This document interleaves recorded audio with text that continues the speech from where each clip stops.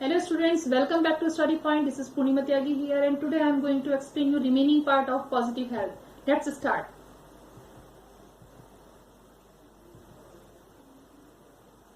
Sometimes overzealous parents force infants and small children to eat because it is feeding time. Not because they are hungry, or children may be fed more than their bodies demand or need, because some book dictates how much food a baby requires. As a result, children may grow up ignoring important body signals until finally these signals become weak and fail to stimulate normally. Sometimes क्या होता है students कि जो ओवरजेलस parents होते हैं, ओवरजेलस का मतलब है यहाँ पर जो ओवर कॉन्शियस पेरेंट्स होते हैं वो अपने छोटे बच्चों को जो उनको खाने के लिए इस तरह से प्रेरित करते हैं कि जैसे जब उनको भूख लग रही हो, एक्चुअल में उनका फीडिंग टाइम है तो वो इसलिए उसको खिलाते हैं, इसलिए नहीं कि बच्चे हंग्री हैं, इसलिए खिलाते हैं कि वो उनका फीडिंग टाइम है, not because they are hungry.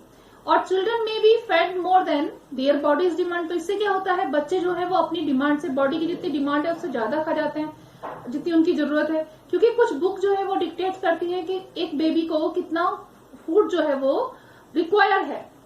As a result क्या होता है, बच्चे जो है वो अपने बॉडी सिग्नल को इग्नोर किए हुए ग्रो करते हैं और फाइनली जिसका रिजल्ट क्या होता है, बच्चों के वो सिग्नल्स जो है वो वीक पड़ जाते हैं और देन बाय देन वो फेल होने लगते हैं. स्टिमुलेट यानी उत्तेजित होना वो बंद हो जाते हैं, यानी उनको अपनी भूख जो नेचुरली उन्हें लगनी चाहिए, कब प्यास लग रही है, कब भूख लग रही है, they don't know about that.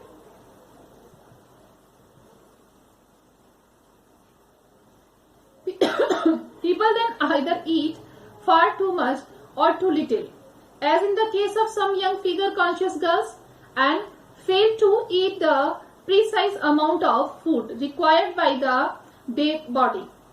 However, if we change our attitudes and learn to trust our own body signals from the beginning, we can have proper nourishment in the correct amounts and thus enjoy good health. People जो जब उनके body signals जो है वो proper work करेंगे तो उसका क्या रिजल्ट निकलेगा, तब वो प्रॉपरली जान पाएंगे कि उन्हें कितना खाना है, कितना अमाउंट उन्हें फूड का लेना है, कितना नहीं लेना है.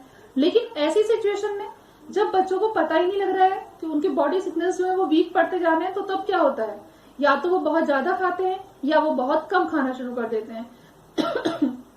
जैसे जनरली आपने देखा होगा कुछ जो यंग फिगर कॉन्शियस गर्ल्स होती है वो क्या करती हैं, या तो वो बहुत ज्यादा कम ही खाना शुरू कर देंगी या वो थोड़ा ज्यादा ही खा रही होंगी.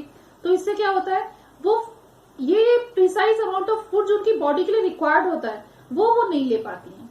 हालांकि अगर हम अपने एटीट्यूड में थोड़ा सा चेंज करें और अपने बॉडी सिग्नल को हम थोड़ा सा जान लें स्टार्टिंग से, तो हमें प्रॉपर नरिशमेंट से रिलेटेड कोई प्रॉब्लम होगी ही नहीं और तब हम एंजॉय कर सकेंगे प्रॉपर गुड हेल्थ को.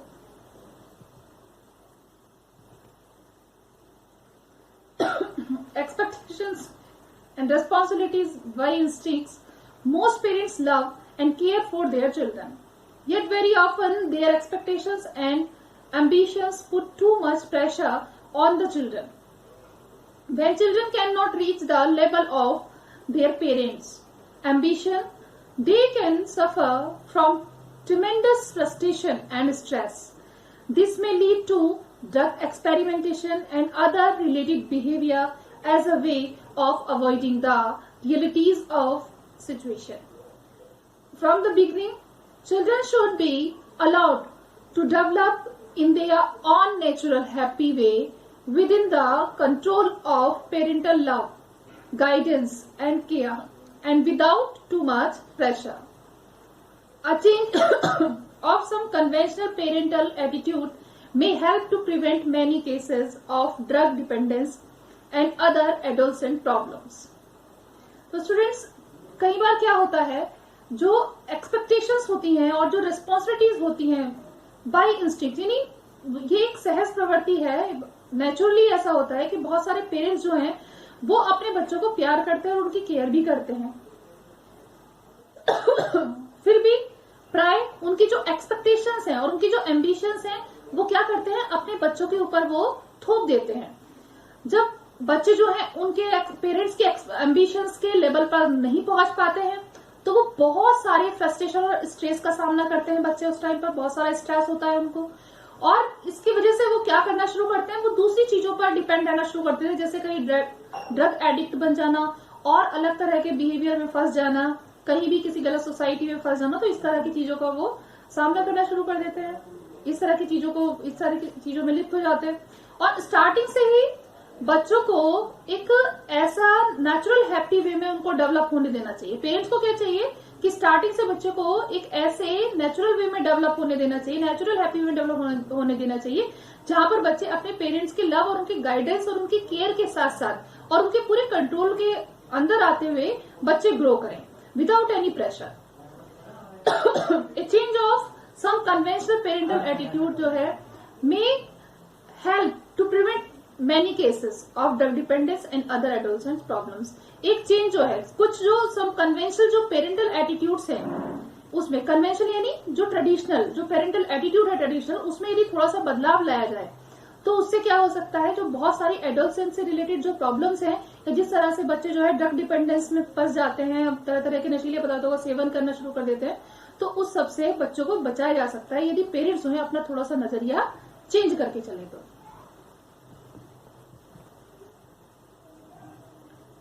we should also understand our parental responsibility to the world environment. Remember that the living space of this world is limited and we must have enough space for our future generations to live happily. To achieve that aim, we must practice family planning and limit the birth rate by having only 1 or 2 children per couple. Between each birth, there should be a gap of 3 or 4 years so that each child is not deprived of the right to sufficient parental love and care. Family planning really means family welfare, as it helps to keep women healthy enough to contribute to a happy home environment. A happy, healthy mother is a key to the welfare of the whole family। तो हमें समझना चाहिए हमारी जो parental responsibilities हैं और जो हमारी वर्ड के लिए जो रेस्पॉन्सिबिलिटीज है उनको हमें समझना चाहिए, और हमें ये भी ध्यान रखना चाहिए कि जो एक वर्ड के अंदर जो लिविंग स्पेस है वो एक बहुत ही लिमिटेड स्पेस है, और हमें क्या करना चाहिए, हमें हमारी जो फ्यूचर जनरेशन है उसके लिए एनफ स्पेस रहे, इस चीज को हमें ध्यान में रखना चाहिए, जिससे कि आने वाली जनरेशन जो है वो हैप्पीली रह सके। और इस एम को अचीव करने के लिए हमें फैमिली प्लानिंग करनी चाहिए और हमें बर्थ रेट को कंट्रोल करके चलना चाहिए, पर कपल ओनली 2 बच्चे हों। इसी के बीच और 2 बच्चों के बीच में जो गैप हो कम से कम 3 से 4 साल का वो गैप होना चाहिए, जिससे कि कोई भी बच्चा जो है वो सफिशिएंट जो पेरेंटल लव और केयर उसके लिए चाहिए उससे वो वंचित ना रहे, डिप्राइव ना रहे। और family planning really family welfare है, as it helps to keep women healthy. इससे क्या होगा, वीमेन भी हेल्दी रहेंगी और एक हैप्पी होम एनवायरनमेंट भी क्रिएट होगा। और आप जानते हैं कि happy healthy mother is a key to the welfare of the whole family, क्योंकि मदर जो है वो पूरी फैमिली को चलाने वाली होती है, पूरी फैमिली को देखने वाली होती है। तो यदि वो हेल्दी है तो पूरी फैमिली खुश है, सब कुछ अच्छा है।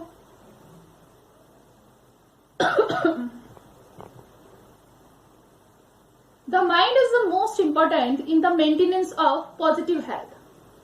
To develop a healthy mind, it is important to learn to relax properly and to develop ways to deal with day-to-day stress. Many diseases such as high blood pressure and some heart problems are thought to be related to stress. So, by using relaxation techniques, you may avoid many health problems. Mind जो है वो बहुत ही important होता है किसी positive health को maintenance करने के लिए, पॉजिटिव हेल्थ को बनाए रखने के लिए। और एक हेल्दी माइंड को डेवलप करने के लिए ये बहुत जरूरी है कि हम अपने आप को रिलैक्स करना सीख लें। किस तरह से हम अपने आप को स्ट्रेस को दूर करने के लिए अपने आप को हम रिलैक्स करें। और बहुत सारी डिजीजेस जो है जैसे कि हाई ब्लड प्रेशर हुआ, बहुत सारी हार्ट से रिलेटेड प्रॉब्लम हुई, और जो और भी बहुत सारी थॉट से रिलेटेड जो प्रॉब्लम है, स्ट्रेस संबंधी, और बहुत सारी ऐसी प्रॉब्लम्स हैं जो कि डेवलप होती है। तो उन सारी प्रॉब्लम्स को हम रिलैक्सेशन टेक्निक के द्वारा जो है अवॉइड कर सकते हैं। ऐसी हेल्थ रिलेटेड प्रॉब्लम को हम रिलैक्सेशन टेक्निक से अवॉइड कर सकते हैं।